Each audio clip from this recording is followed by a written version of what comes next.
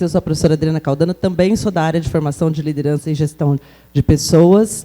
Eu estava conversando com a Thaís agora, no nosso intervalo. A ideia é a gente fazer o máximo de interações possíveis aqui, de diálogo mesmo. Então, o tema é bem legal, ela vai falar de desafios e perspectivas aí de gestão de pessoas, né, de formação de lideranças. Então, assim, ao longo da fala, se vocês forem tendo curiosidade por algo que ela for colocando aqui, só levantar a mão, a gente já faz essa conversa. Pode ser assim? Então, tá bom. Então, a gente está aí com o tempo previsto até às 11h40. Desculpa. 11h50, né? 11h50. É 11h40 meu vício das aulas. Hoje aqui é até às 11h50 nosso tempo limite. E a gente não vai fazer, então, a separação entre a fala e depois perguntas e respostas. Então, não tem um tempo separado para isso. Vai ser tudo junto aí nesse período que a gente tem. Tá bom? Thaís, muito obrigada por ter aceitado o nosso convite, por estar conosco hoje. E a palavra é sua. Bom dia a todos. Então, sou mineira, pelo meu sotaque vocês já perceberam, né?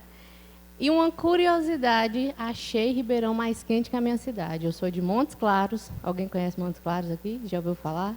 Então, sou de Montes Claros, achei que lá era a cidade mais quente, mas descobri que Ribeirão é um pouquinho mais.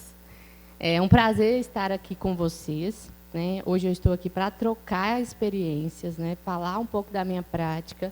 Porque teoria vocês já estudam, vocês já vão conhecer isso na faculdade de vocês. Então, o que eu quero passar aqui é quais são os desafios da prática, como que eu coloco essa teoria aí, que vocês vão aprender ao longo do curso de vocês, né, na prática dentro das organizações aí. Eu diria que o maior desafio ao falar de formação de liderança é que durante muito tempo, né, se falou aí de que existe a liderança nata, né? Tem pessoas que nascem para ser líderes, né? E não é. A liderança ela é formada, né? E nos dias atuais a gente tem grandes desafios, porque a gente está inserido no mundo. A gente fala do mundo VUCA, né? Vocês já devem ter escutado esse termo aí, né? Um mundo volátil, um mundo incerto, um mundo complexo e um mundo ambíguo. E no meio desse mundo a gente tem a sociedade, que a gente chama agora de sociedade bunny, que é uma sociedade fraca, frágil, né? É uma sociedade que está inserida aí no meio de muitas mudanças, né? Que não tem uma linearidade, né? Não linear. E essa sociedade inserida nesse mundo estão nas organizações, né? E a geração, né? Temos várias gerações misturadas aí dentro de uma organização, que traz um grande desafio, porque as gerações mais novas são gerações que já nasceram conectadas, né? Já nasceram no meio da transformação digital, então já estão mais adaptadas a essa nova realidade e elas são mais abertas, né? Não aptas, mas mais abertas a mudanças, a adaptação a esse novo cenário aí de constantes transformações. E como, né, fazer isso, como liderar essas diferentes gerações dentro de uma organização. Eu sou líder, né? Eu sou líder de uma equipe de 19 pessoas, e na minha equipe eu tenho pessoas de 20 anos, 19 anos, tenho pessoas de 40 anos, 35 anos, né? Então, é um grande desafio colocar todo mundo, né, para trabalhar em prol do mesmo objetivo. No meu caso, como eu sou líder, né, da área de RH, né, de recursos humanos, o meu maior desafio é cuidar de gente, né, cuidar de pessoas. E cuidar de gente, tanto dos nossos colaboradores, desde a operação até a alta liderança, né? E cada público exige da gente habilidades diferentes. Mas falando de liderança, para mim, na minha vivência, o que eu passo e o que eu vivencio com os meus pares de trabalho, o primeiro desafio de ser líder é o autoconhecimento. Porque hoje a gente fala muito de saúde mental, né? Então, a gente passou aí por Setembro Amarelo, né, que todo mundo sabe que é prevenção ao suicídio, mas hoje o burnout, né, está muito falado, ansiedade, depressão, e isso está inserido nas organizações, nas empresas que a gente vai atuar.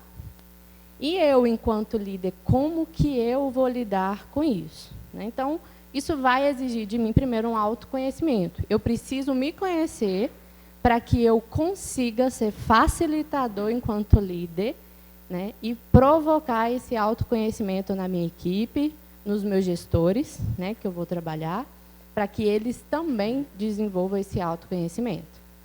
E esse autoconhecimento ele vai colaborar com a saúde mental das pessoas. E esse assunto precisa ser falado abertamente.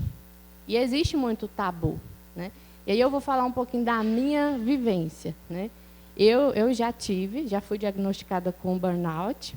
E a minha primeira reação foi logo no início, né, quando eu assumi a liderança, a minha primeira reação foi: não vou falar para minha gestora, né?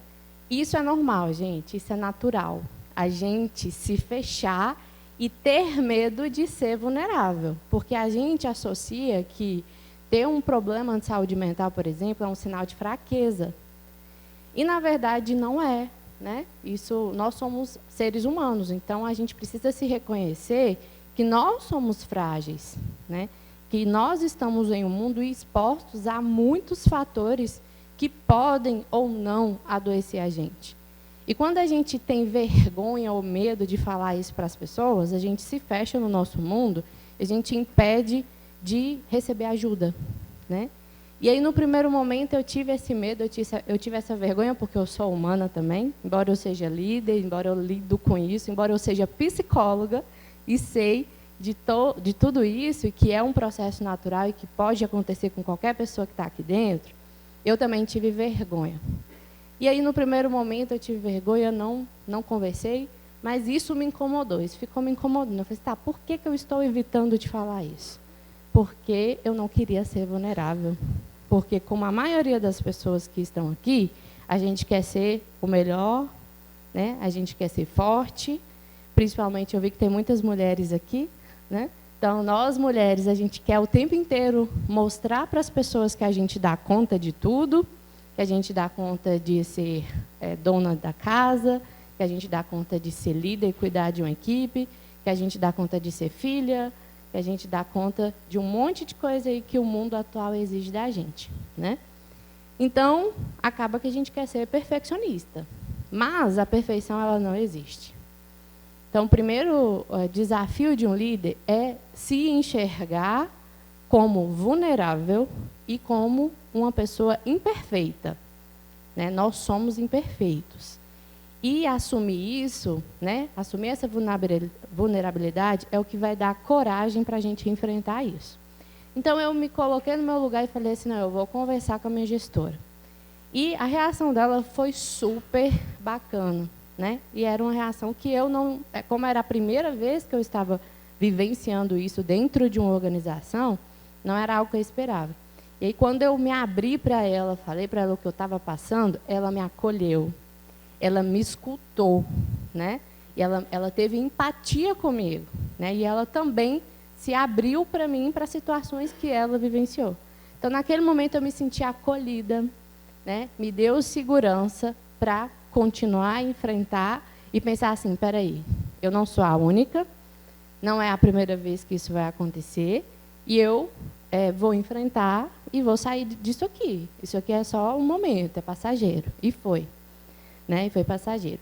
E a minha formação, né, por mais que eu sou psicóloga, eu sou especialista em gestão de pessoas, então a formação, o conhecimento para ser líder, eu tinha, né, mas a vivência, gente, é diferente.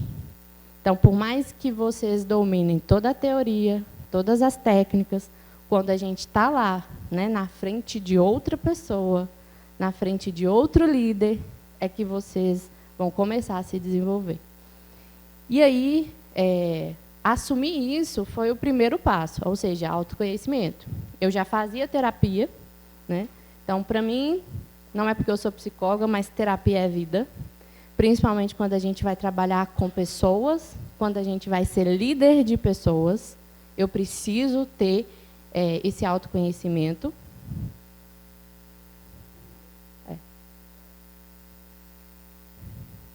E entender e conhecer sobre saúde mental.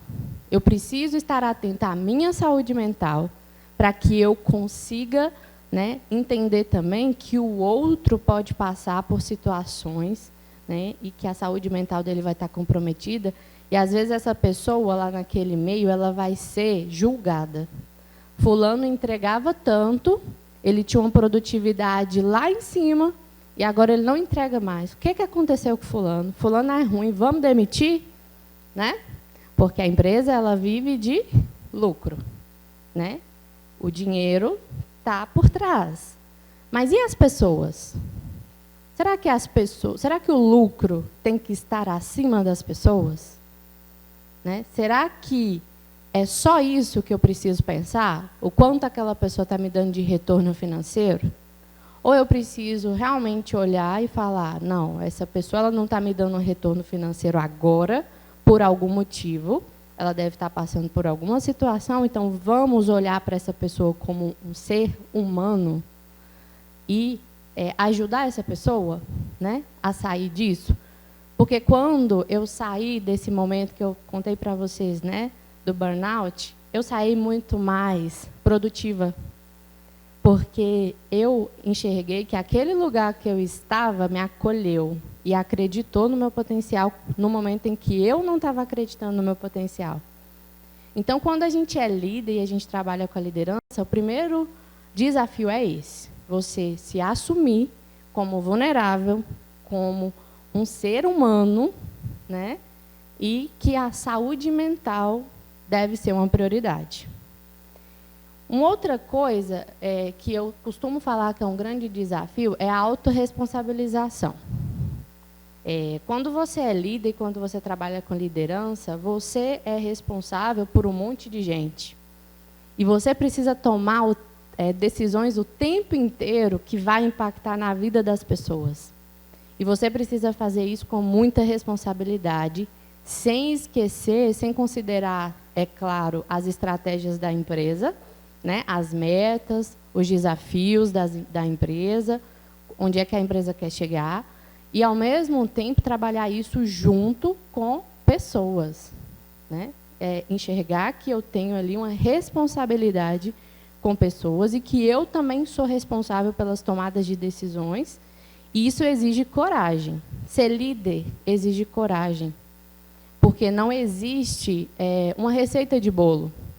Por mais que a gente estude, não existe uma receita de bolo que vai falar assim, você vai chegar lá, você vai se transformar, você é um líder e você vai ser líder desde o primeiro dia. Não, você se forma um líder. A cada experiência que você tem com pessoas da sua equipe, com os seus colegas de trabalho, com os seus pares de trabalho, você vai se evoluindo, né? E você vai se formando líder. Um outro desafio que é muito presente hoje, e a tendência é só piorar, é a questão da adaptação a mudanças. O mundo muda o tempo inteiro. Estamos no meio da era digital, da transformação digital. O tempo inteiro a gente muda. E aí, como que eu me adapto a essas mudanças e como eu vou estimular o meu time, os meus líderes a se transformar, né? E a adaptar essas mudanças que são constantes. Então, essa flexibilidade de mudanças é algo que a gente precisa estar aberto. E entender que tem uma frase que eu sempre falo, eu não sei de quem é, gente. Não, eu tenho uma memória fotográfica muito boa, mas para lembrar autores eu não sou boa. Mas, já ouviram falar antes feito do que perfeito? Então, isso exige muito da gente, essa adaptação rápida, porque, às vezes, quando você tem que fazer algo rápido, tem que tomar uma decisão rápida, tem que se adaptar àquele novo cenário rápido, é melhor você fazer do que não fazer, ou ficar procrastinando, né? Porque quando a gente é perfeccionista, e aí quando a gente faz entrevista de emprego, a gente faz assim, quais são as suas qualidades? Aí muita gente, perfeccionista. Gente, perfeccionista não é qualidade, não. Sabe por quê? Porque o perfeccionista, ele procrastina. Ele procrastina e ele sabe por que ele procrastina? Porque ele tem medo de errar. Ele tem medo de se frustrar. Então, quando eu escuto de alguém, tá, você é perfeccionista, é qualidade, me fala aí como é que o seu perfeccionismo te ajuda. Como é que você aplica o seu perfeccionismo no seu dia a dia de trabalho? É impossível. Então, a gente precisa aceitar e reconhecer que não existe perfeição. É claro que o antes feito perfeito, eu interpreto da seguinte forma. É melhor eu fazer do que não fazer, né? E a cada vez eu vou receber crítica daquilo que eu fiz e eu vou evoluir a cada vez que eu fizer aquilo. Eu vou aprimorar, eu vou aprender a cada erro, né? A gente tem vários exemplos. O Thomas Edison, gente, que inventou a lâmpada, né? Sou péssima para lembrar as coisas, tá? Mas ele errou mais de 1000 vezes até criar a lâmpada aí que hoje nos ilumina, né? E aí ele tinha um laboratório cheio de baterias, cheio de coisas antigas, erradas, e as pessoas falam assim, você vai ficar deixando essas coisas aqui, se deu errado é porque não presta. Aí ele falou assim, cada bateria dessa que deu errado me ensinou algo. Cada erro desse eu aprendi algo. Então, a gente precisa estar atento a isso também.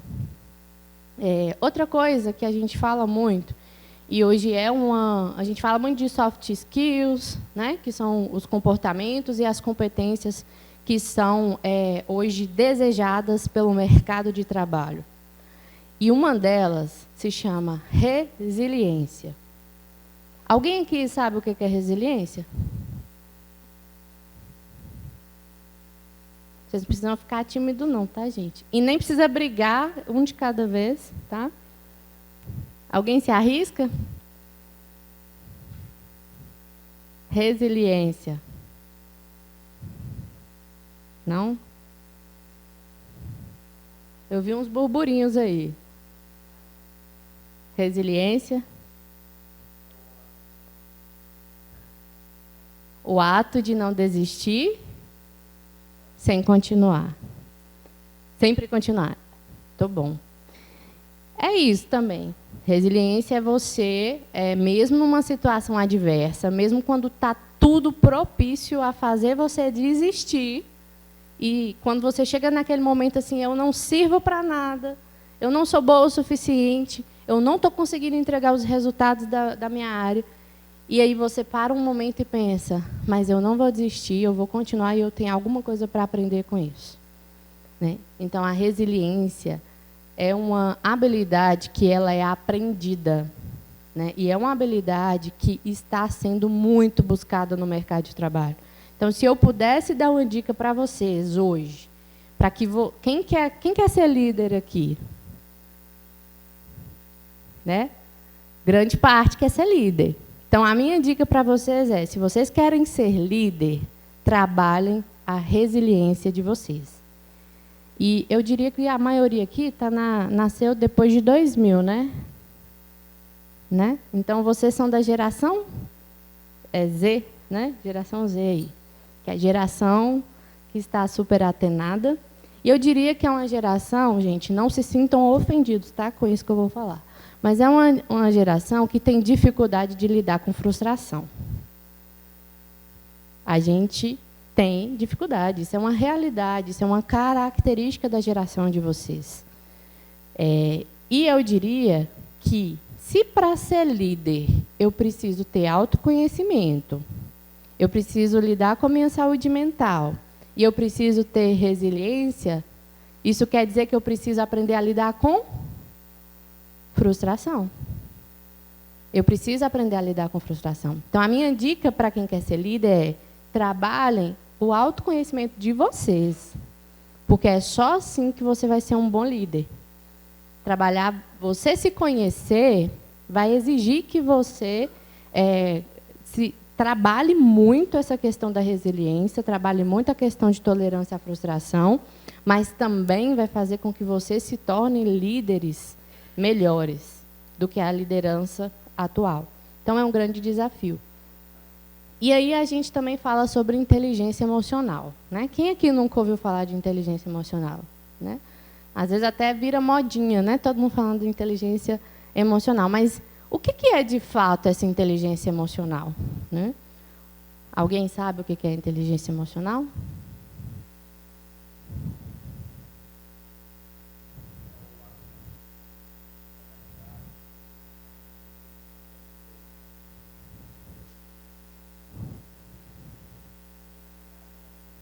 Conseguir se adaptar mesmo não estando bem, como água.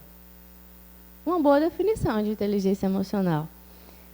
Inteligência emocional é a capacidade da gente reconhecer as nossas emoções, conhecer como a gente se comporta diante dessas emoções, e quando a gente se depara a situações que a gente vai vivenciar essas emoções, nós somos capazes, né, pelo autoconhecimento, de lidar com aquela emoção.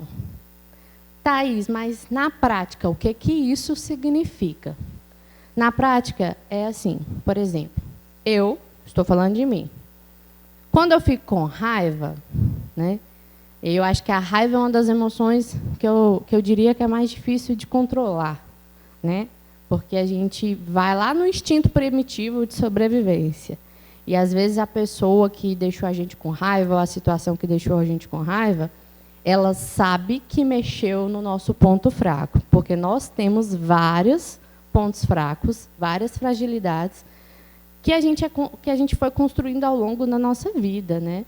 Então, o ser humano, a personalidade, como a gente se comporta hoje, ela é uma construção desde a infância, né? E aí a gente vai evoluindo, e as pessoas com quem a gente se relaciona, principalmente os pais, né, os tios, avós, os amigos, às vezes até vizinhos que participou ali daquela formação, eles vão influenciar, né, na nossa construção da personalidade.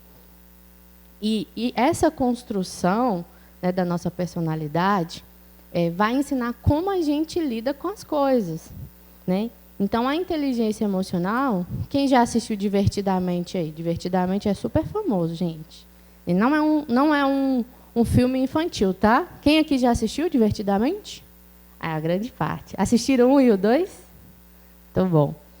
Então, lá no filme, mostra as emoções básicas, né? O que os líderes mais antigos, né, foram ensinados?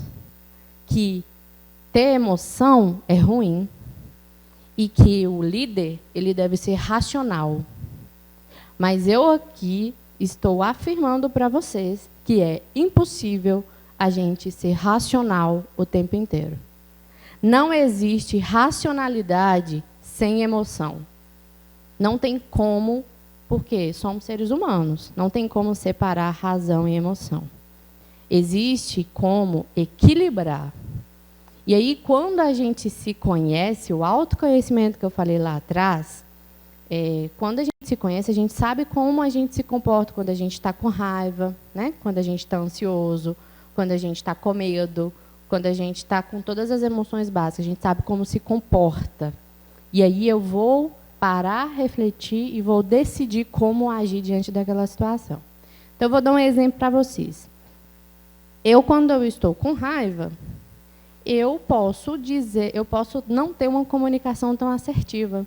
Eu posso responder de uma forma ríspida, e aí vai falar assim, nossa, fulana é grossa. Eu me conheço, eu sei que eu sou assim. Então, quando eu estou com raiva, eu prefiro pegar o meu momento ali, né, parar, refletir, não falar nada, e depois, em um momento mais oportuno, eu vou lá e converso com aquela pessoa, né, para poder resolver aquela situação. Então, a inteligência emocional é isso. Não é você deixar de sentir as emoções. Isso é impossível, não sentir as emoções. E nós precisamos nos permitir sentir as emoções para nos afirmar que, você é humano. Você pode sentir. Então, reprimir as emoções, gente, sabe uma bomba, né, que a qualquer momento pode explodir? Reprimir as emoções é isso que você está fazendo. Você está criando uma bomba, que a qualquer momento pode explodir. E aí a gente já viu vários noticiários, vários casos de pessoas que surtou no trabalho, né, surtou em casa. E aí você fala assim, nossa, mas fulano era tão tranquilo, tão calmo, nunca vi fulano brigando com ninguém. O que vocês acham que fulano estava fazendo? Estava guardando as emoções. Eu costumo falar que as emoções guardadas é como se fosse um copo que está debaixo de uma goteira. Né? E aí vai pingando, e aí vai chegar uma hora que vai acontecer o quê com o copo? Vai transbordar, ele vai vazar, né? E vazar é justamente isso, é você sair do controle. Então, guardar as emoções nada mais do que é criar uma bomba relógio. Então, emoções servem para ser vivida, inteligência emocional serve para a gente aprender a gerenciar essas emoções. Por que eu não disse controlar? Porque é impossível controlar emoções. Ninguém controla a emoção. Ninguém. Nenhum ser humano controla a emoção. Nós somos capazes de gerenciar as nossas emoções para que a gente consiga ter um comportamento mais assertivo naquela situação. E, sabe um local que é bom para a gente testar nossas emoções? Nos relacionamentos pessoais. É o meu relacionamento com a minha mãe, com o meu pai, com o meu namorado, meu esposo. Porque quando a gente nós somos mais autênticos, né, e a gente é de verdade, são com essas pessoas, porque a gente tem intimidade. Então, a gente estoura mais com essas pessoas. E aí é o momento da gente usar essas pessoas como laboratório mesmo. Como que eu vou treinar a minha inteligência emocional com essas pessoas? Porque essas pessoas deveriam ser aquelas pessoas que eu deveria mais tratar bem. Mas a intimidade faz a gente não pensar muito e a gente age na emoção. Então, nos relacionamentos é um momento para a gente treinar as nossas habilidades de sentir, mas sentir de forma consciente e aprender a gerenciar, né, esse sentir. Então, inteligência emocional nada mais do que isso. E um outro ponto que eu costumo falar é que um líder, ele tem que gostar de gente. Thaís, mas isso é óbvio. Eu costumo dizer, eu sempre repito isso para a minha equipe, o óbvio precisa ser dito. Porque o que é óbvio para mim não é óbvio para você, não é óbvio para todo mundo. E quando eu sou um líder, eu preciso, às vezes, descer no nível de detalhe, dependendo da pessoa que eu estou lidando, em que eu vou ter que explicar e fazer um trabalho de letramento. Né? Hoje, na minha organização, estamos passando por uma mudança de cultura. Mudança cultural é uma mudança muito difícil. E aí entra a parte do letramento, que é você ensinar o óbvio e você ensinar, às vezes, o básico. Então, ser líder exige também uma habilidade que eu costumo falar, que é humildade para ensinar e também para aprender. Porque, às vezes, a gente subestima aquele colaborador ali, não, eu tenho uma formação melhor, eu não tenho nada para aprender com aquela pessoa. E, na verdade, aquele colaborador ele tem muito para te ensinar. Então, eu tenho que ter humildade para aprender o que eu sei, né, e também aprender com o outro. E a gente só faz isso, né, quando a gente se relaciona com as pessoas. E tem uma outra habilidade também que é muito buscada, que é empatia. E aí todo mundo fala, empatia é se colocar no lugar do outro. E falando assim parece ser tão fácil, mas não é, gente. Empatia não é se colocar no lugar do outro. Até porque isso é impossível acontecer. Empatia é eu entender e compreender a dor do outro. E enxergar que aquele outro, ele é humano e que ele tem sentimentos, que ele tem uma história de vida, que ele tem traumas, né? E que tem um monte de questões ali por trás daquele ser que está aparentando para você. E empatia de verdade é quando você consegue ter compaixão pelo outro. Ter compaixão, e isso vai gerar conexão. E aí, quando você gera uma conexão genuína com as pessoas, você sim está exercendo a empatia. E por que eu estou falando isso, falando de liderança? Porque hoje a gente usa um termo de liderança afetiva. Não sei se vocês já estudaram sobre isso, mas existem vários modelos de liderança, né, que todo mundo estuda aí, o autocrático, democrático, o situacional, e agora a gente tem um novo termo da liderança afetiva. E liderança afetiva nada mais é do que a capacidade de você exercer a empatia com o outro. Então, ser líder, gente, não existe um livro técnico que vai te ensinar a ser líder. Você vai se tornar um líder quando você começa a se relacionar com as pessoas, quando você se permite ser vulnerável e você se conecta com pessoas genuinamente. Aí sim você está no caminho de ser um bom líder. Então, existe muita diferença entre chefe e líder. Chefe é aquele que usa o poder, porque quando a gente está numa posição de liderança, a gente tem um poder. Mesmo sem querer, a gente tem um poder. Mas eu vou usar esse meu poder para fazer o quê? Para fazer com que aquelas pessoas que eu estou liderando, ou os meus líderes que eu trabalho com eles, eu vou usar o meu poder para influenciar essas pessoas a usar o máximo de capacidade que as pessoas têm, de fazer as pessoas se desafiarem, né, a entregar o seu melhor e desenvolver o potencial dessas pessoas.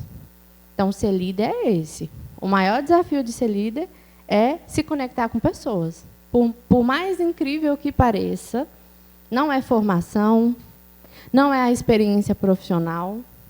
O maior desafio de um líder não é a parte técnica, porque, tecnicamente falando, a gente ensina, a parte técnica você aprende. E hoje, tem gente que fala assim, a maior dificuldade de um líder é tomar decisões. Também. É tomar decisões. Porém, a transformação digital trouxe a inteligência artificial. E a inteligência artificial, ela chegou para nos ajudar na tomada de decisão. Por quê? Eu estou num mundo que tem tantas informações e que as coisas mudam o tempo inteiro, e aí a inteligência artificial nos ajuda a compilar aquelas informações e me dá o dado que eu preciso para me ajudar na tomada de decisões. Porque tomada de decisão, gente, é estratégia. Tomada de decisão é você colocar na balança, né, os ganhos e as perdas, e você escolher o melhor para aquele momento, naquele contexto que você está inserido. Então, eu tenho a tecnologia a meu favor. Só que a tecnologia, a inteligência artificial, um negocinho aí que muitos estão mexendo, que é o telefone, ele faz o quê? A gente se distanciar das pessoas. Hoje, né, tem até o Bauman fala que as relações elas são líquidas. Hoje a gente está vivendo uma era de relações líquidas. Isso é verdade. Quantas vezes a gente vai num lugar e a gente senta do lado da pessoa e os dois estão lá no celular e nem olham um para o outro para se cumprimentar. Ontem mesmo eu achei até engraçado que eu estava no avião e aí chegou uma moça e ela olhou para mim e me cumprimentou e começou a puxar a conversa comigo. E aí eu falei, gente, por que eu me surpreendi? Por que vocês acham que eu me surpreendi com isso? Porque, gente, a gente está desacostumando com isso. A gente está acostumado às pessoas chegarem, sentar do meu lado, pegar o celular e entrar nesse mundo conectado. E eu não estou dizendo que é errado estar conectado, mas um ponto de reflexão esse celular que está na minha frente é mais importante do que a pessoa que está do meu lado? Esse celular que está na minha frente é mais importante que as relações que eu vou construir estando com a pessoa presencialmente? E aí vem um outro desafio. Como que eu vou ser um líder? E como que eu vou inspirar pessoas? Como eu vou fazer pessoas se conectarem com outras pessoas à distância? E então a tecnologia para isso é excelente. Hoje a gente tem várias plataformas, né? Hoje a matriz da minha empresa é em outro estado, então a gente está o tempo inteiro conectado por uma tela com pessoas do mundo inteiro, né? De vários estados, várias cidades, várias realidades, vários contextos diferentes. E isso não quer dizer que eu não posso me conectar. Eu consigo me conectar com pessoas mesmo virtualmente, mas eu preciso conectar genuinamente. Porque se eu fico só no superficial, eu não vou conseguir ter uma conexão com aquelas pessoas e eu não ia conseguir desenvolver aquela pessoa. Então, se eu não chegasse aqui e não falasse para vocês, né, do que eu passei, do meu primeiro desafio quando eu assumi uma liderança, possivelmente vocês não iriam se conectar comigo. Porque eu chegaria aqui e falaria só de teoria, só de técnica, e isso vocês já conseguem estudar. Qualquer pesquisa no Google hoje que vocês fizerem, vocês vão aprender, né, sobre teoria. Mas a vivência. E a gente teve um aumento crescente. Eu lembro que eu vou entregar um pouco da minha idade, mas eu entrei na faculdade em 2010. Mas eu entrei com 17 anos, tá, gente? Eu entrei na faculdade com 17 anos, ainda não sabia muito sobre se era aquilo mesmo que eu queria fazer. E aí, eu lembro que eu estudei um artigo, logo no primeiro período, que falava assim, em 2020, a doença mais incapacitante que vai incapacitar as pessoas no mercado de trabalho é a depressão e a ansiedade. E isso se tornou realidade. Era um artigo da OMS e isso se tornou realidade, né? Então, hoje a gente tem um crescente afastamento pelo INSS nas organizações por problemas de saúde mental. E por que eu preciso estar atento a isso? Por que eu preciso estar atento também ao cenário da economia mundial, né? Por exemplo, a macroeconomia, porque isso influencia como as pessoas vão se comportar e como as pessoas vão reagir dentro da organização. Então, a economia, quem é aluno de economia aqui? A economia ela é cíclica, né? Então, a gente tem altos e baixos. E a gente sabe que tem vários fatores que influenciam. A política, o clima, né? Vários fatores influenciam a economia. Então, uma outra característica que eu costumo falar, que é um desafio para o líder, e o líder precisa estar atento a isso, é conhecer e estar atento ao contexto que ele está inserido. Eu sou líder de uma empresa de café.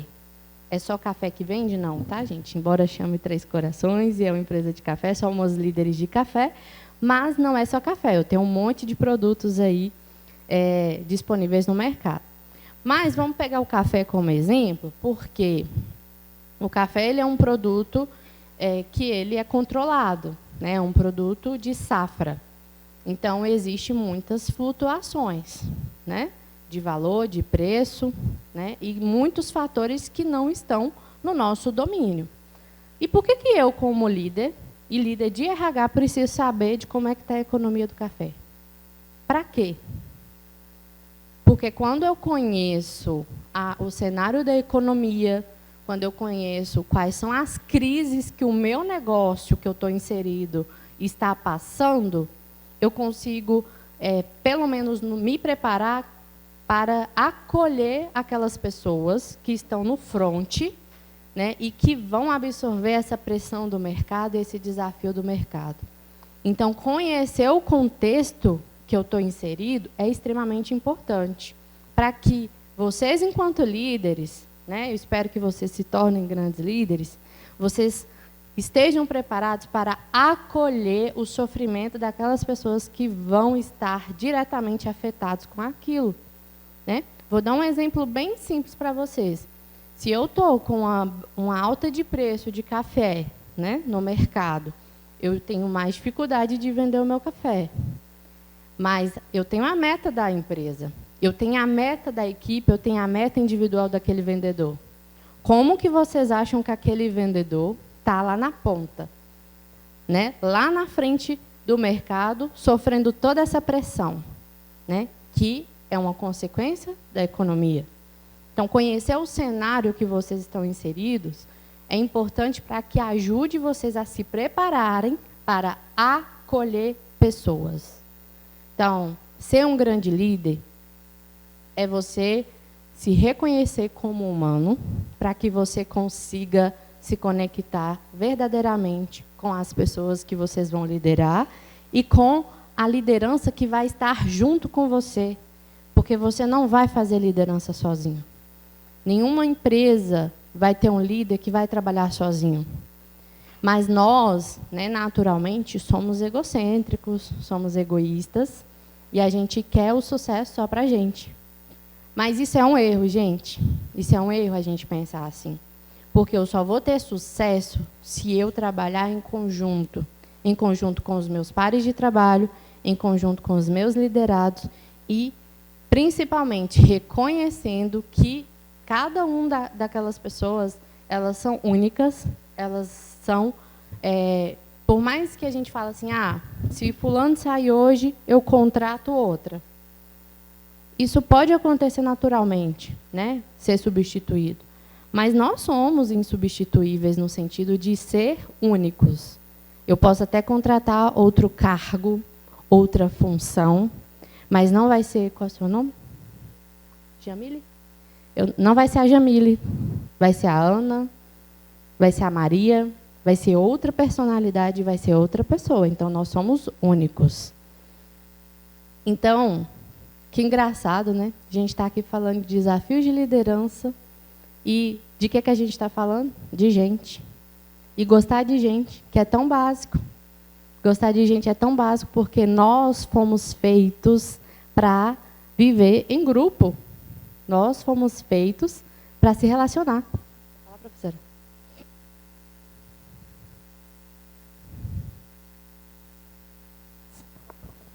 Não está? Ligou. Então, eu estou te ouvindo, Thaís, e está passando uma série de coisas aqui na minha cabeça sobre essa questão, né, da liderança, dos desafios, e o seu ponto todo da liderança humanizada, afetiva, passa por isso, né, por esse relacionamento básico diante de outros seres humanos, né, que têm os mesmos medos, as mesmas ansiedades, as mesmas necessidades, desejos, os mesmos não, né, mas parecidos, às vezes, com os nossos, e a gente pode ter essa humanidade compartilhada aí. E eu estava lembrando até daquela frase do Jung, né, que às vezes parece tão simples, né, diante de outra alma humana, seja apenas mais uma alma humana, né? E a gente não se conecta nesse nível. E hoje mesmo, de manhã, o pessoal aqui que me conhece sabe que eu adoro podcasts, né? Porque eu não tenho tempo muito para livros, então eu estou envolvida nos podcasts, porque a minha vida está acontecendo muito em movimento. Por isso que só audiolivro que serve para mim no momento. E aí, eu estava ouvindo hoje, era sobre ansiedade. E a discussão era sobre os efeitos que a pandemia deixou na gente em relação a esse aspecto de se relacionar com o outro. E o psicólogo que estava comentando, um autor de best-seller, né, o livro dele tem 1 ano e já está na 9ª edição e tal, que fala sobre ansiedade. Ele falando sobre essa questão, e ele dizia algo no sentido, olha, as pessoas acham que foram voltando para o presencial, mas elas não voltaram para o presencial. Na verdade, elas continuam, né, tendo muita dificuldade, às vezes fala assim, não, porque é melhor trabalhar de casa, ou às vezes quando tem um convite assim, não, mas é melhor pedir uma comida em casa, porque é mais cômodo, não, é melhor não ir no cinema, é melhor ir assistir um filme em casa e tal. As pessoas ficaram, né, com esse resquício, digamos assim, da pandemia, né? Muitas pessoas não conseguiram voltar para aquele nível de relacionamento. Não todo mundo, né? Mas muita gente está sentindo essa dificuldade de voltar. E eu acho que tem muito a ver essa ansiedade de estar com o outro, um medo de não saber o que é uma outra alma humana, um outro ser humano, como eu lido. E os líderes, eu acho que eles têm muito essa coisa de fórmulas na cabeça, né? Eu preciso fazer isso porque tem a meta, porque controlar o comportamento das pessoas, disciplinar, organizar a equipe, engajar, motivar, mas assim, tudo com muita técnica, né? E perdem essa dimensão simplesmente de ser e estar junto com a outra pessoa, né? De pessoa para pessoa. Queria que você comentasse um pouquinho disso na sua percepção, porque a gente está falando de geração Z e deles, e eles passaram, né, por esses 2 anos aí de isolamento, e muitos sentem ainda esses efeitos aí nos relacionamentos cotidianos. Acredito que o primeiro ponto é esse medo de se relacionar. Primeiro que a gente ficou condicionado, muito tempo preso, se relacionando só com as pessoas que a gente gosta. Só que no mundo corporativo, nós vamos lidar com pessoas que a gente gosta e com pessoas que a gente também não gosta. Mas todos são seres humanos. Embora cada um tenha a sua personalidade, tenha o seu jeito de ser, todos somos seres humanos. Então, o que a gente precisa resgatar, que é resquício, sim, da pandemia, é esse contato com pessoas e de se abrir, né? E de falar sobre si. Quando eu falo sobre mim e eu estou sendo sincera e transparente, né? Na minha empresa, a gente tem o que a gente chama de princípios de liderança. E quando a gente fala de princípios de liderança, não são princípios que são praticados por líderes, mas por toda a empresa. E aí tem um princípio lá que fala assim: construa laços legítimos e duradouros. Olha só, a empresa tem um valor, tem um princípio voltado só para relacionamento. E lá nesse princípio ele fala assim: tenha interesse genuíno pelas pessoas, que foi o que a gente se perdeu na pandemia, esse interesse genuíno pelas pessoas. E além disso, acho que essa ansiedade da pandemia também, que faz a gente querer ficar em casa, tem um outro fator. A gente quer fazer as coisas tudo rápido, ficar livre logo, né? Fazer tudo, né? Entregar muita coisa. Acho que hoje o mundo corporativo exige mais da gente, porque são muitos desafios, são muitas mudanças. E a gente está inserido nesse meio aí turbulento, cheio de pressão, cheio de cobrança, e a gente precisa, a gente pensa o seguinte: eu tenho que entregar aquilo. E, na verdade, quando eu começo uma frase falando eu tenho que, já está errado. Você não tem que. Você tem que aprender uma coisa que é difícil, é colocar limites e respeitar os seus limites. E nas relações não é diferente. Você precisa colocar limite e impor limites. Mas colocar limite e impor limites não quer dizer não se relacionar. Quer dizer se relacionar, mas colocar qual é o seu limite de relacionamento com aquele outro. Até onde eu posso ir com aquele outro, até onde ele pode chegar até mim. Para que não cause sofrimento também, né? Se está me causando sofrimento, eu preciso parar e refletir. Espera, é aquilo ali que eu quero mesmo? E aí, quando a gente fala de trabalho e de desafios, eu acho que a pandemia também ajudou muito a questão de fazer aquilo que faz sentido, que é o propósito. Quando eu faço algo que, para mim, faz sentido, e que está alinhado aos meus valores, ao que eu acredito que deve ser feito, eu consigo ser mais feliz no trabalho, consequentemente, eu vou conseguir ter relações mais saudáveis no trabalho. E se relacionar nada mais é do que se permitir ser vulnerável. A Brené Brown, né, ela é uma autora muito famosa e eu gosto muito dela, porque eu aprendi muito lendo o livro dela. E eu tenho mania, eu gosto de livro físico, tá, gente? Não me adaptei a livro digital, eu gosto de comprar o livro físico. Eu não sou tão antiga assim, tá? Eu sou da geração Y. Não sou tão antiga assim, mas tenho 32 anos. Eu comecei minha trajetória no mundo corporativo muito jovem, com 14 anos. Né? Foi meu primeiro aprendiz, eu fui aprendiz. E foi lá que eu descobri que eu queria trabalhar com pessoas.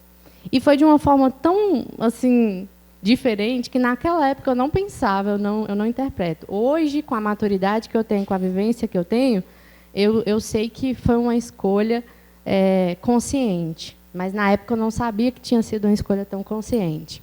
Mas eu fui fazer uma dinâmica nesse processo seletivo, que eu fui ser aprendiz, e era uma dinâmica que falava assim, você vai fazer uma viagem de balão e você vai ter que colocar aqui, escolher 5 coisas que você vai levar nesse balão. E aí eu olhava para a menina que estava lá conduzindo e falava assim, caraca, que coisa legal, eu quero ser isso. Mas não tinha a menor ideia do que eu precisava fazer para fazer isso. E aí, como a maioria, né, das pessoas ali que têm uma educação, que os pais idealizam o que querem ser, eu queria ser médica. Né? E aí eu queria ser médica por quê? Eu queria cuidar de pessoas. Então, a verdade é que eu queria ser médica porque eu queria cuidar de pessoas. E aí eu fui crescendo, né? E aí eu passei no vestibular, e aí eu passei em vários cursos, enfermagem, acho que fisioterapia, biomedicina. O último lugar era psicologia. E aí uma tia minha falou assim, você tem cara de que vai dar certo na psicologia. Faz psicologia. E aí eu fiz porque ela falou. E aí comecei a psicologia. Logo no primeiro período, eu tive um professor que era da área organizacional.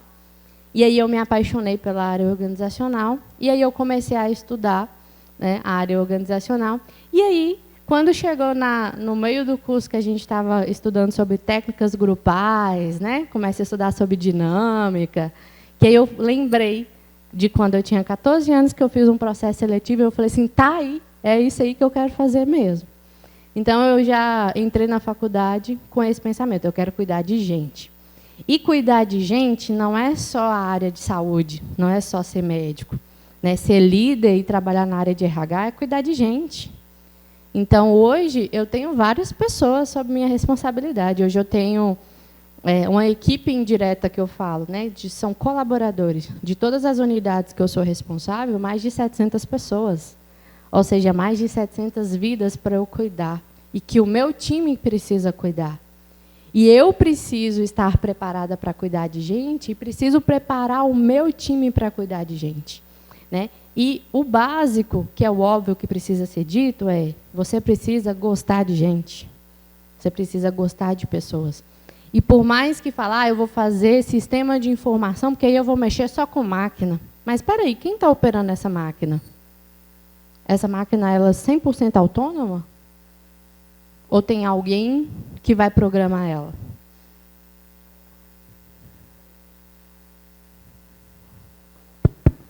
Você me lembrou de uma coisa que, às vezes, aqui na faculdade mesmo, né, com os nossos alunos, tem muita gente. Hoje mesmo, alguns não levantaram a mão aí, né, na hora que você fez a pergunta sobre quem quer ser líder. Né? Eu não sei se as pessoas têm a dimensão que, se as coisas acontecerem como elas mesmas desejam lá no fundo que aconteçam na carreira delas, daqui a 3, 4 anos, 5, às vezes, depois de formado, a única coisa que elas vão estar fazendo na vida é isso. Elas não vão estar mais operando sistemas, operando máquina, fazendo design disso, fazendo design... Não vai. Vocês só vão estar fazendo... Porque, para mim, esse é o grande desafio da liderança. Eu falo isso para eles em aula. O desafio da liderança passa muito por você aprender a querer fazer um trabalho bem feito, com excelência, entregar e tal, mas aprender como você consegue fazer com que o outro queira fazer bem feito, com que o outro esteja bem. E eu acho que essa sua perspectiva, né, de trabalhar com cuidar da vida das pessoas traz muitas respostas para esse desafio. Porque quando eu olho para todo mundo que está aqui, eu quero cuidar da vida dessas pessoas, sabendo que são meus colaboradores, trabalham na minha empresa, tal, mas qualquer coisa que eu faça errada na minha gestão vai impactar na vida daquela pessoa, na vida daquelas famílias que, né, se relacionam ali. Então, acho que isso é um grande... Porque as pessoas não querem ser tratadas também como números, elas querem ser tratadas como pessoas. Então, o desafio de você fazer com que o outro queira se engajar na sua ideia, no seu projeto, na sua proposta, nas suas metas, é, primeiramente, as pessoas se sentirem, como você está trazendo, né, acolhidas, serem vistas, serem percebidas como seres humanos integrais, com famílias, com desejos, necessidades, complexidades, né? Então, é muito legal, porque, às vezes, as pessoas pensam, não, é só saber, né? Saber fazer bem alguma coisa. Esse saber fazer bem alguma coisa te dá uma longevidade no mercado de uns 12 meses. Não mais que isso. Depois disso, é isso. É como eu lido com outra pessoa, como é que eu olho no olho, como é que eu converso, como é que eu me relaciono, como é que eu acolho o emocional dela, como é que eu controlo o meu emocional, como é que a gente, né, faz os nossos combinados. E as pessoas perdem essa dimensão, ficam muitas vezes na formação, sem paciência para a escuta, né, sem paciência para o outro, sem gostar de estar com as outras pessoas, né? Então, eu achei muito legal esses insights que você está trazendo. É óbvio, mas tem que ser muito dito, né? Porque a ficha tem que ir caindo e quanto mais cedo, melhor, né?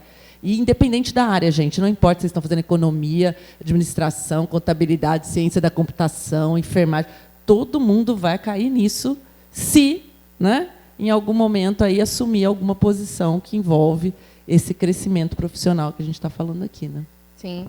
Eu trabalho na área de RH há 12 anos. Né? Eu comecei como estagiária de uma empresa pequenininha e fui crescendo. E há 5 anos eu estou no Grupo Três Corações. E nesses 5 anos, gente, parece que foram 25 anos de tanto aprendizado, né, que eu adquiri.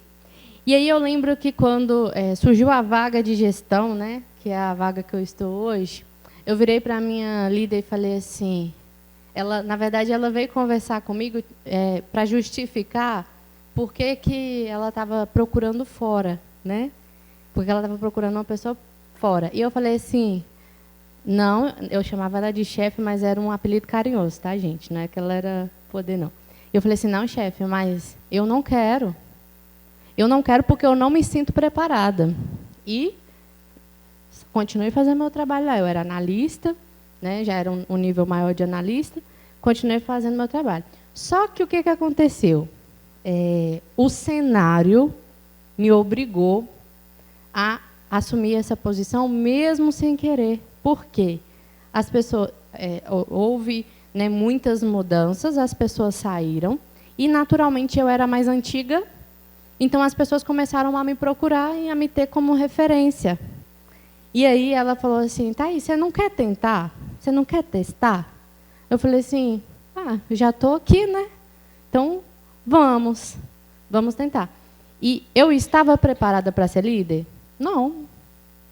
Eu não estava preparada. Eu não me sentia preparada, mas, na verdade, eu estava.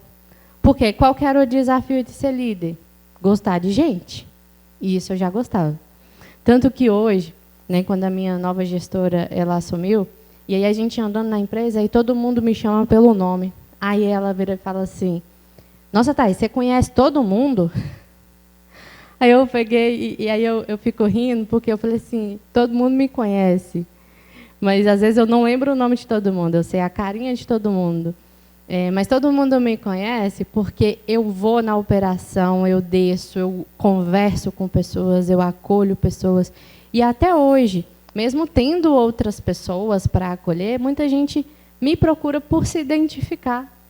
E o que eu fiz de tão extraordinário? Nada.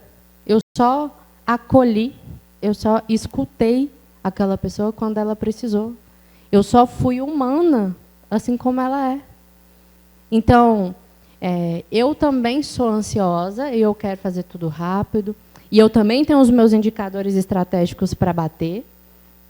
E aí a gente, naquela correria desse monte de mudança, esse monte de transformação, o resultado não estava legal, e eu falei assim, a gente tem que transformar. E um aumento de quadro gigante, que quem trabalha na área de RH... Alguém aqui trabalha na área de RH? Quem sabe que vaga é problema, né? Então, quando tem vaga...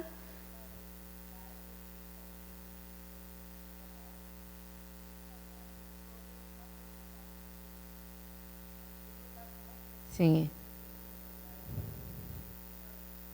Tem que lidar com gente, né? Gostar de pessoas, lidar com pessoas o tempo inteiro. Mas quando a gente fala de RH, ter vaga aberta é o terror de qualquer líder. Por quê? Se eu tenho vaga aberta, eu vou sobrecarregar alguém. O setor ali vai estar sobrecarregado, porque está faltando uma pessoa para fazer o trabalho dela. E a empresa ela é como se fosse uma engrenagem. Cada peça ela é importante para fazer a empresa funcionar. Então, se eu tenho vaga aberta, é um problema.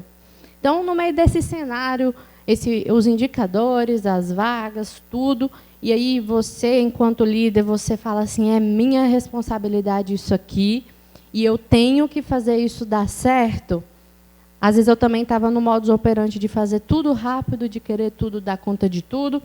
E aí um dia eu recebi um feedback de um líder meu, que é muito grato, e falou assim, Thaís, e ele falou com ironia, né? Na hora eu não entendi muito bem, mas depois eu entendi.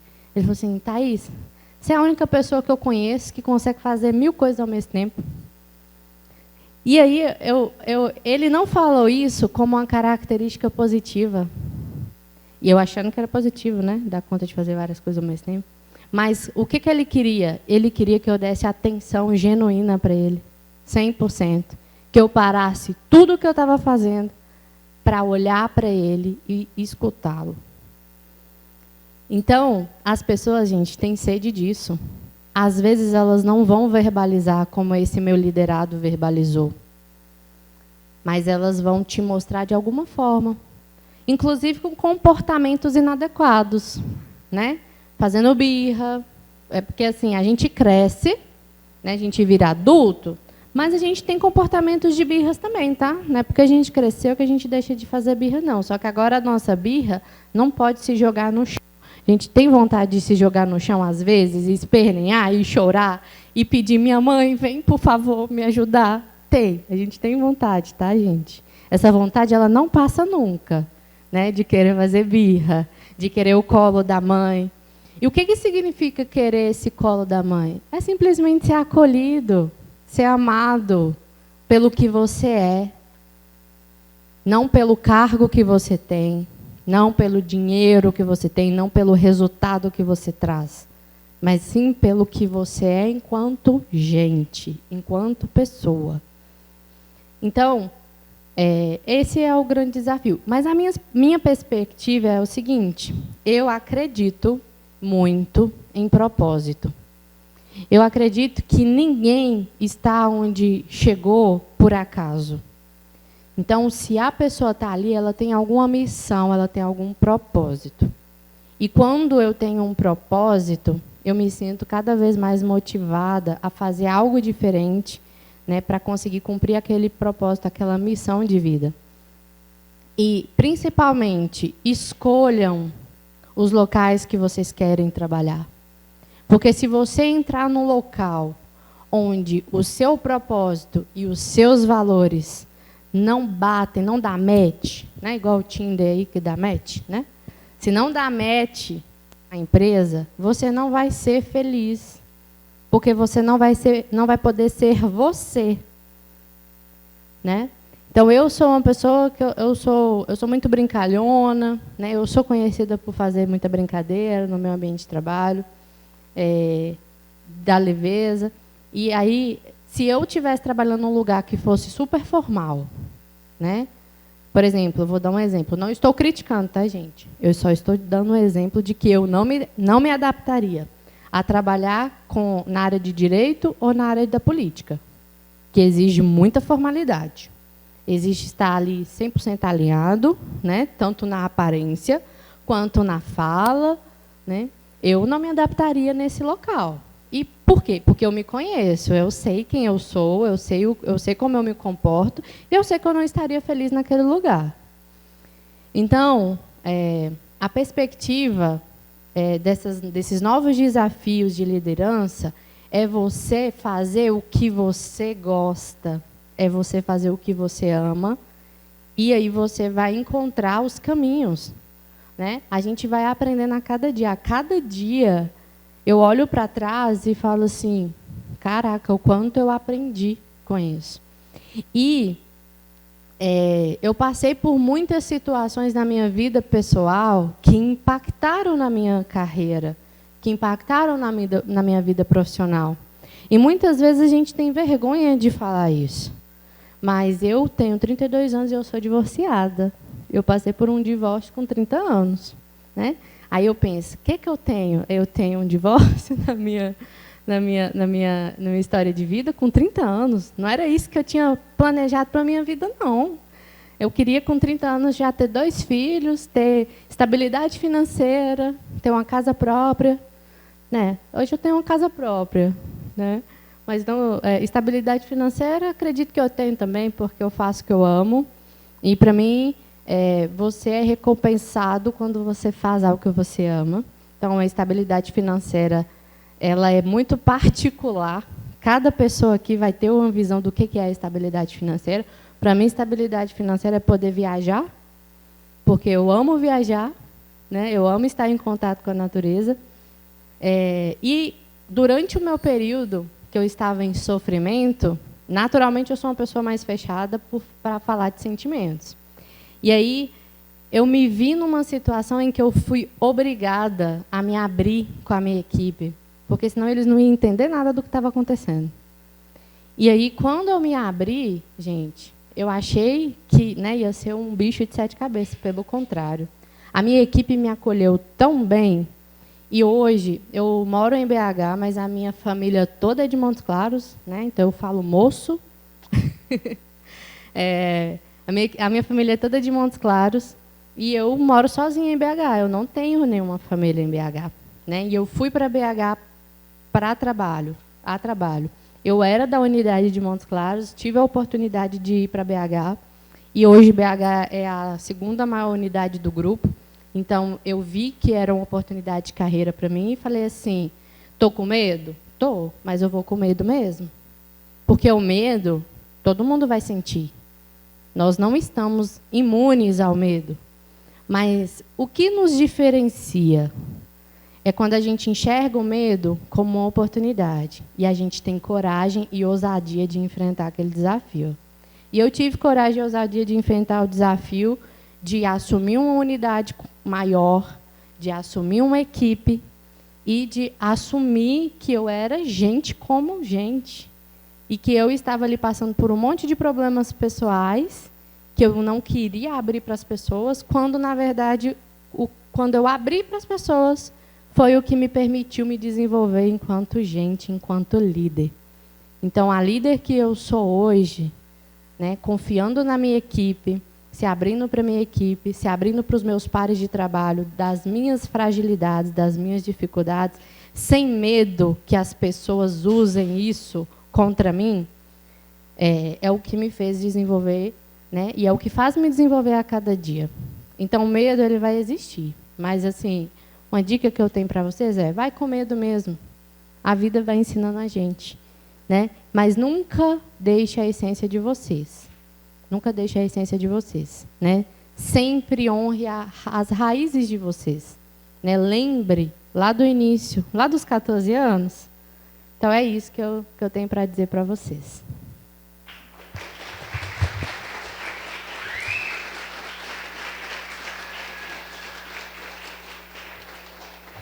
Muito bom, pessoal. Temos 10 minutos. Não sei se alguém quer fazer alguma colocação, perguntar alguma coisa em relação ao trabalho da Thaís, aos desafios que ela trouxe, às perspectivas que ela trabalhou aqui na fala dela. Não, não temos. Muito tímido. Ah, temos, claro. Vamos lá. Parabéns pela palestra.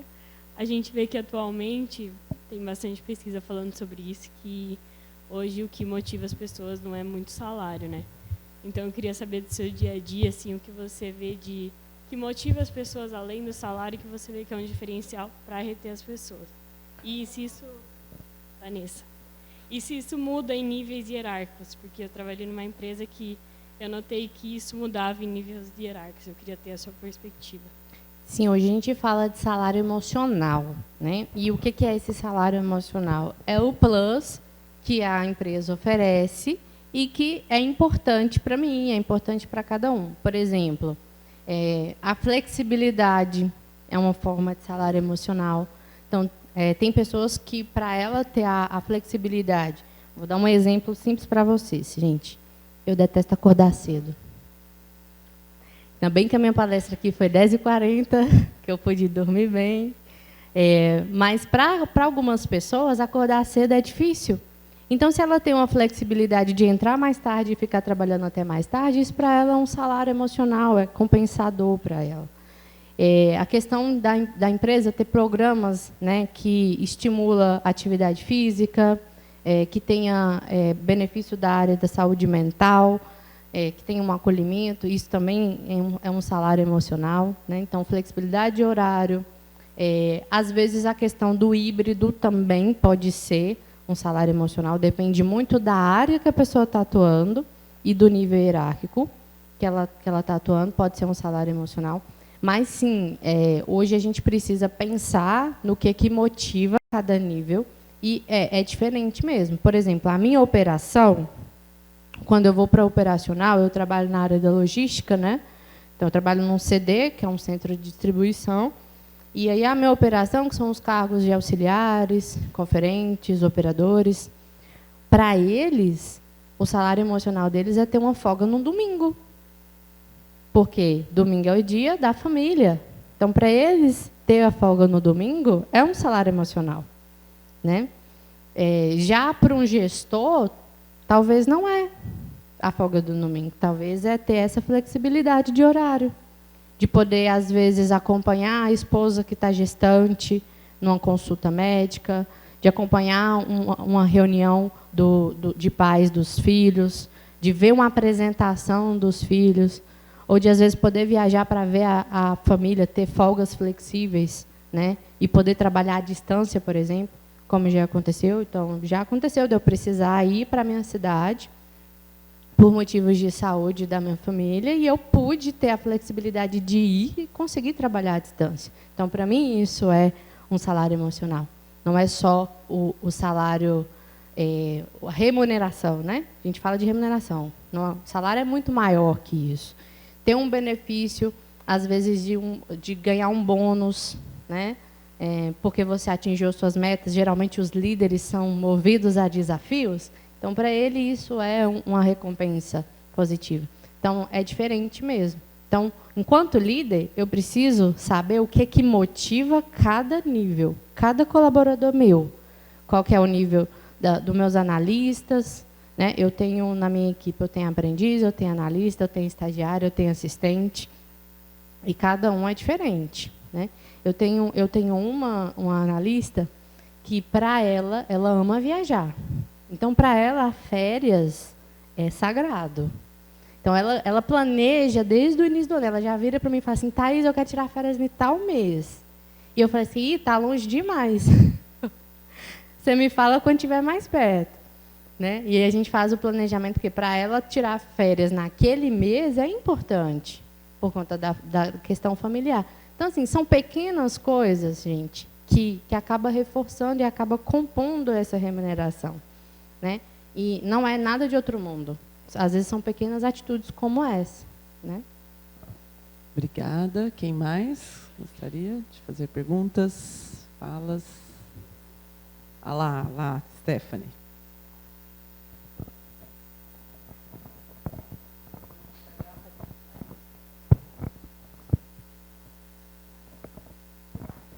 Como líder que você falou muito, não fiz nada, você fez bastante, lidando com a sua equipe, lidando com seus colegas, conversando, entendendo eles. Mas eu queria ver também do seu ponto de vista, você se sente apoiada? Como que é? Porque a área de RH, às vezes, não é tão valorizada. Pô, valoriza, às vezes, assistente administrativo, coisas financeiras, ainda mais na área de empresa. E não valoriza tanto as pessoas, por isso a área de RH é tão importante. Mas muita gente não se vê atuando nisso, ou vendo a importância que é para os colaboradores. Como você se sente com a empresa? Será que ela te apoia? Claro, você teve apoio dos seus liderados também, mas como que você se sente nesse ramo? Tá, na minha vivência, em todas as empresas que eu passei, a que eu estou hoje é a que eu mais me sinto acolhida, por isso que eu estou lá até hoje. E principalmente porque eu acredito nos projetos que a empresa tem a entregar, que são, casam com os meus valores e com as entregas que eu tenho como pessoa, o objetivo de entregar. Mas eu já passei por empresas e que o RH era só um setor de contratar e demitir, né? Então, isso é muito comum. E, gente, pequenas empresas ainda têm esse pensamento de que RH é só para contratar e demitir. Às vezes, chegavam a gente lá na sala e falava assim, mandaram eu vir aqui.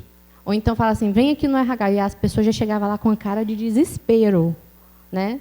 Como... Só medo, né? Só o medo, cara de desespero. E o RH me chamou, é BO. Mas, na empresa que eu estou hoje, a gente valoriza muito rituais. Então, quando a pessoa ela é promovida, quando a pessoa tem filhos, quando a gente tem um ritual de trocar crachá. Então, quando você entra na empresa, e é muito atrelado ao café, né? Quando você entra na empresa, você recebe um crachá vermelho, tem uma partezinha vermelha, que é associada ao fruto do café, né? Depois de um ano, né? Ou seja, você passou esse um ano que é o mais difícil, aí você pega um crachá verde, né? E aí a cada ritual, e aí a gente vai até 30 anos, tá? E aí cada etapa são cores diferentes. Então esses pequenos rituais que são feitos, pode parecer coisas mínimas, mas são nesses momentos, nesses rituais que a gente percebe que a empresa está valorizando as pessoas, está valorizando a parte humana. São as estruturas que sustentam os valores, Exato. na verdade. Nossos rituais são essenciais. Mais alguém, pessoal?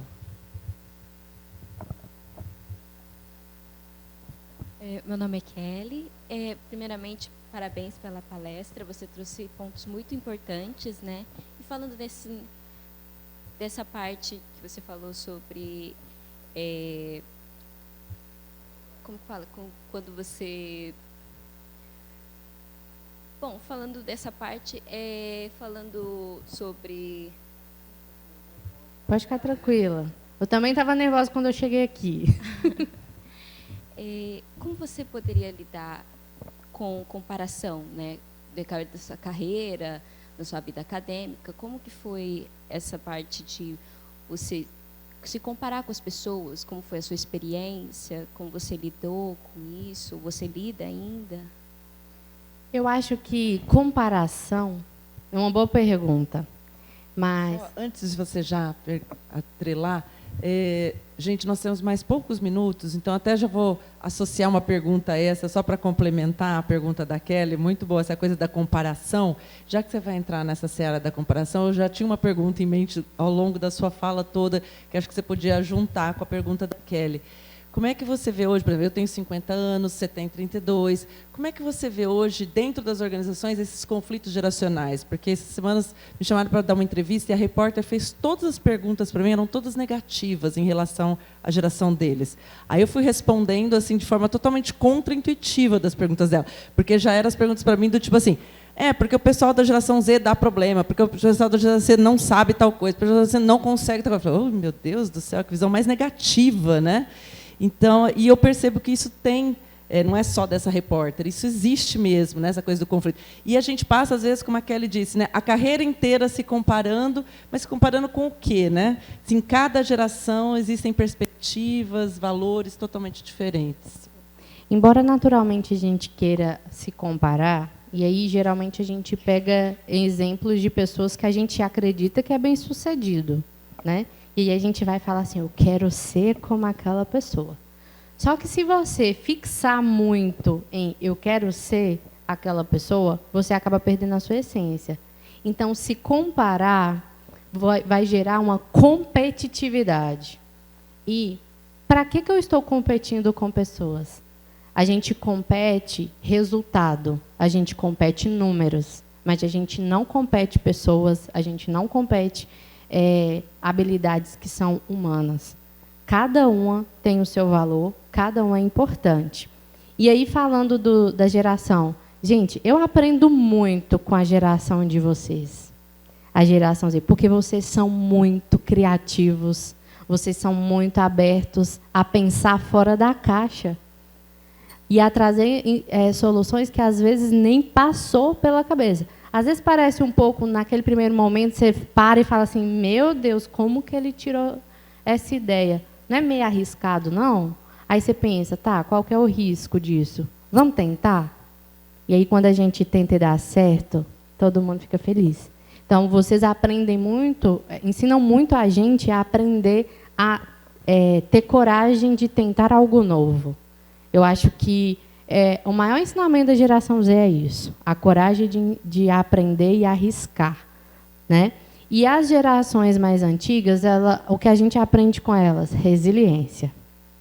Porque são gerações que passaram por contexto ali de grandes crises econômicas, que são gerações que aprenderam a viver com pouco, né? E aí, às vezes, a gente tem aquele líder mais velho que você fala assim, não, fulano é mão de vaca. Meu Deus do céu, fulano é pão duro. Mas por quê? Ele viveu um momento muito grande de escassez.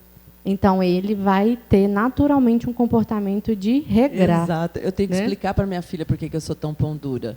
Eu falei assim, minha filha, eu vivi com uma inflação de 3 dígitos. A gente ia no supermercado correndo antes do moço da maquininha passar, todo dia, entendeu? Porque se ele passasse antes de mim, o produto já mudava de preço. Então, eu tinha que passar antes dele, para pegar antes, entendeu? Uma loucura, mas acaba desenvolvendo essa característica mesmo. E só para fechar, eu acho que uma coisa que a geração dizer para frente, né, ensina a gente, é a questão da personificação. Ninguém quer ser tratado igual, gente. Cada um quer ser tratado como único. Então, eu acho que esse é o maior aprendizado de vocês. Mais uma salva de palmas para a Thaís. Nosso tempo se encerrou. Obrigada de coração, Thaís. Foi muito, muito rico. E a gente espera que você também volte mais vezes, enfim, né, que a gente continue essa conversa em outras oportunidades. Obrigada, gente. Até as próximas palestras aí. Bom dia para vocês.